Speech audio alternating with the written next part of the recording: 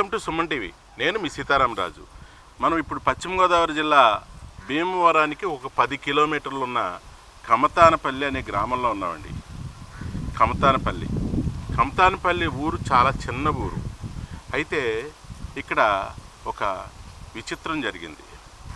నాగుల చవితి వెళ్ళిన 2 నెలల కాలానికి ఇక్కడ ఒక చిత్రం అయితే జరిగిందని చెప్పాలి. సంక్రాంతి మాసంలో అది ఏంటంటే, నిజంగా చెప్పాలంటే ఇదంతా కూడా వరి పొలాలున్న ప్రాంతం. ఈ పక్కనే పాముల మడి అని ఈ ప్రాంతం పక్కకి చూడవచ్చు మనం. దీని అంతా కూడా పాముల మడి అంటారు. వ్యవసాయ భూములే అయినప్పటికీ కూడా ఎక్కువగా నాగుపాములు ఎక్కువగా ఇక్కడ సంచరిస్తుంటాయి. ఎంతలా సంచరిస్తుంటాయంటే ఇక్కడున్న కాపురస్తులు నివాసితులు కూడా అవి వారిని ఏమి చేయవంట. 2 వాటిని కూడా వీళ్ళు ఏమి చేయరు. ఎందుకంటే చాలా వయసు ఉన్న పాములు, పెద్ద పాములు. చలపాములు అంటే చిన్న పాములు ఉంటాయి, అవి కాకుండా పెద్ద పాములు ఇవి. ఎందుకంటే మనం హిందూ కల్చర్లో పాముల్ని నాగేంద్ర స్వామిగా కొలుస్తాం. అటువంటి సెంటిమెంట్ ఉన్న కారణంగా వీరు కూడా పాముల్ని ఏం చేయరు. అయితే నిన్న జరిగిన చిత్రం ఏంటంటే, అది ఎలా జరిగింది, ఏం జరిగింది అనేది ఇక్కడ ఒక పెద్ద ఆవిడ ఉన్నారు, ఆవిడని అడిగి తెలుసుకుందాం. మామగారు, ఏం జరిగింది అసలు? గురువారం అండి నేను ఇక్కడికి అలాగే వెళ్ళానండి. వెళ్ళేటప్పటికి ఇలా పడుకుని ఉందండి. పడుకుని ఉండేటప్పటికి మా అబ్బాయిని మా కోళ్ళని పిలిచాను. లోపల ఉన్నారు. చాలా పెద్ద పాము, రండి చూద్దురుగానేనంటే వచ్చిందండి. వీళ్ళిద్దరూ వచ్చి చూసి తర్వాత నేనేమన్నానంటే అండి, పెద్దగా ఉంది బాగాను, నువ్వేం చెయ్యకు బాబా, ఒకవేళ కొట్టడానికి ఏమన్నా ప్రయత్నిస్తావేమో, కొట్టొద్దు, దాన్ని అలా వదిలేయి, దాని దారిని అదే వెళ్ళిపోద్ది అని అన్నాను. తర్వాత మొత్తం ఇరుగు పొరుగు అంతా ఒకళ్ళని ఆలకాలు తెలుసుకుని వచ్చారండి. వచ్చి అందరం చూసి వయసు అయిపోయింది, ఇది బాగా సన్నబడిపోయింది కూడాను. అయితే పాము అయితే మీకే ఫస్ట్ కనిపించింది అంతే కదా?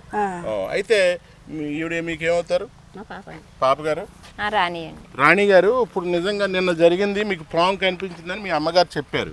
అది ఎక్కడ కనిపించింది ఒకసారి నాకు చూపింది. కానీ మనం అయితే ఎన్ని అడుగులు పాము ఉంటుందండి? అది 4.5 ఉంటుంది. 4.5 అడుగులు.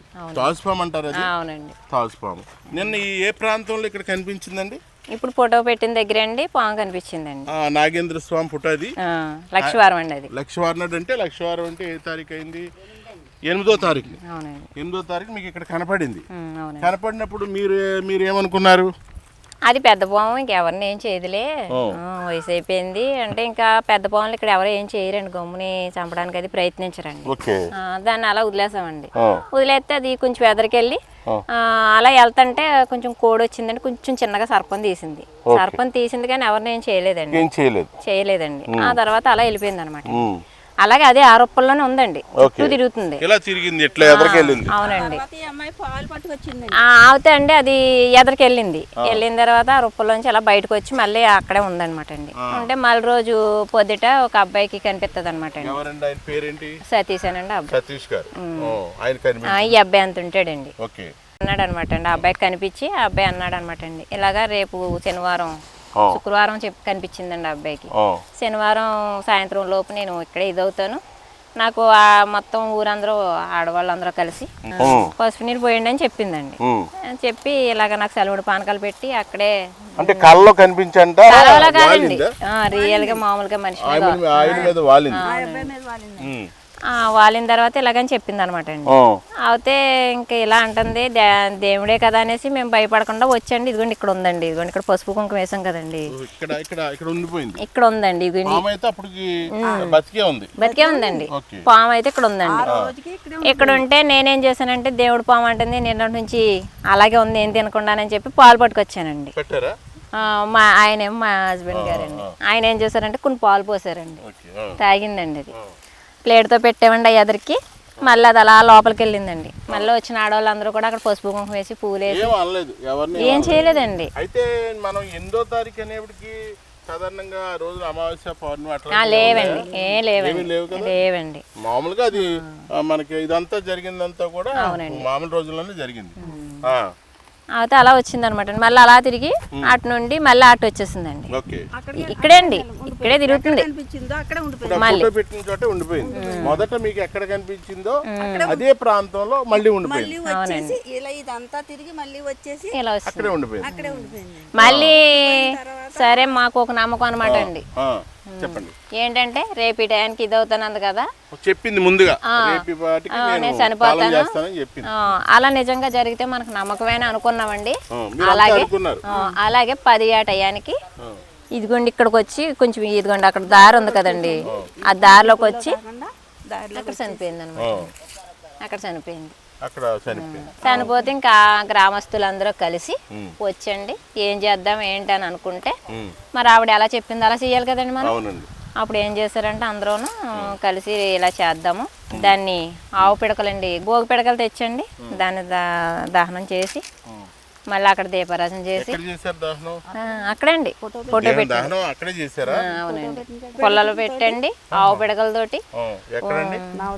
నవధాన్యాలు అన్నీ వేసండి, ఆవు పాలు, ఆవు నెయ్యి, గంధం చెక్క అన్నీ వేసండి. దాన్ని ఇక్కడ దానం చేసి అక్కడ దహనం చేసి మీరు అక్కడ నాగేంద్ర స్వామి ఫోటో పెట్టారు. ఫోటో అంటే మళ్ళీ దానికి చాలా పెద్ద ప్రాసెస్ ఉందండి. మళ్ళీ ఆవిడ ఏమందంటే 11 మంది 11 పొత్తలు ఇమ్మందండి. అందరూ కలిసి బియ్యం వేయమంది. అదే రకంగా ఎంతమంది అయితే ఉన్నారో అంతమంది బియ్యం ఎత్తు 11 ఆకులు పెట్టండి, 11 పొత్తలు ఇచ్చి మళ్ళీ ఈ కాల్లో కలిపి ఆ బూడిద కూడా కలిపి శాస్త్రోక్తంగా అన్ని చేసామండి. ఆవిడ ఎలా చెప్పిందో అలా చేసాం. సతీష్ మీద వాలి ఏ విధంగా చెప్పిందో ఆ విధంగా అన్ని నిన్న పొద్దుటి నుండి ఆ అబ్బాయి మీద ఉండి అన్ని దగ్గరుండి చేయించుకుంది అనమాట. మొత్తం అన్ని కూడా మళ్ళీ ఒక 100 మందికి భోజనాలు అనుకున్నారు, 150 మంది దాకా భోజనాలు పెట్టారండి. ఆ రోజైతే చనిపోయిన రోజైతే దాన్ని ఇదైన తర్వాత అంత్యక్రియలు అయిపోయిన తర్వాత మళ్ళీ ఇక్కడే శిరాన్నం వండుకునండి అందరం తినేసి మళ్ళీ అది ప్రసాదం కింద ఊరంతా పంచిపెట్టారండి. పంచిపెట్టి తర్వాత మళ్ళీ భోజనాలు కూడా చెప్పేసి వచ్చి మళ్ళీ రోజు మళ్ళీ నిన్న పొద్దుట ఇవన్నీ చేసేసిన తర్వాత మళ్ళీ 150 మంది దాకా భోజనాలు పెట్టారండి. అయితే ఈ కార్యక్రమాలన్నీ శాస్త్రోక్తంగా కర్మకాండలన్నీ చేశారు నాగేంద్ర స్వామి అనే సెంటిమెంట్ తోటి. తర్వాత మళ్ళీ ఆ సతీష్ అన్న ఆయనకి ఏమైనా కనిపించడం వినిపించడం ఏమైనా జరిగిందా?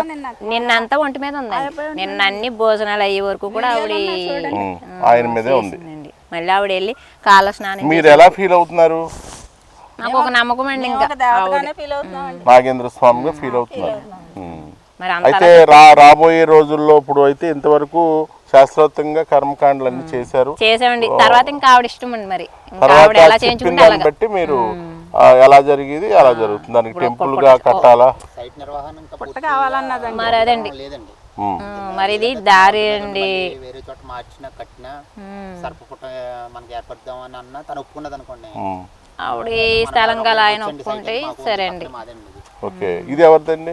వేరే వాళ్ళదండి. వేరే వాళ్ళు. ఆయన ఏంటంటే మాకు అతనికి ఆయనకు కొంచెం మూఢనమ్మకం, అవునా కాదా మనం ఇక్కడ సైట్ ఇవ్వడం నమ్మకం ఉందా లేదా అనేది ఆయన అంటే ఎవరిష్టం వాళ్ళది కదండి. మరి మాటల్లో ఇప్పుడు దానికి సంబంధించి వచ్చిందనుకోండి అమ్మవారు తన మీదకి వెళ్ళి ఇక్కడే పుట్ట కడతారండి. ఇప్పుడైతే ఆవిడైతే నన్ను మళ్ళీ మర్చిపోతారు, నాకు ఇక్కడే పుట్ట కట్టండి అని చెప్పిందండి. అదండి ఓవరాల్గా కమతానపల్లి గ్రామంలో జరిగిన ఈ సంఘటన ఈ ప్రాంతంలో ఒక రకంగా చెప్పాలంటే సంచలనమని చెప్పాలి. గతంలో చాలాసార్లు మనం పాలు తాగటం, వినాయకుడు పాలు తాగటం చూసాం, అనేక దేవుళ్ళు పాలు తాగటం చూసాం, కొన్ని జంతువులు నీళ్ళలో ఈదటం చూసాం, గుడి చుట్టూరు తిరగటం చూసాం.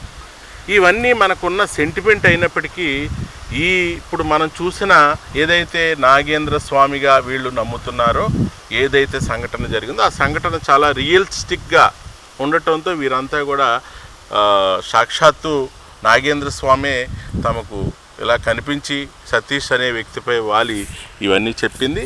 రాబోయే రోజుల్లో కూడా ఆ తల్లి ఏ విధంగా చెప్తే ఆ విధంగా ముందుకు సాగుతామని చెప్తున్నారు. సెంటిమెంట్ని గౌరవించే వీరంతా కూడా ఆ విధంగా ముందుకు వెళ్ళటానికి కూడా సిద్ధంగా ఉన్నారు. ఏదైతే ఇక్కడ దహన సంస్కారాలు చేశారో ఆ ప్రాంతంలో కానీ మరో ప్రాంతంలో కానీ పుట్ట నిర్మించి దానికి తగ్గ సెంటిమెంట్గా ముందుకు సాగటానికైతే వీరంతా సిద్ధంగా ఉన్నారు. ఇది ఈనాటి ఎపిసోడ్. మరో ఎపిసోడ్తో మేము ముందుంటా. Please subscribe Suman TV.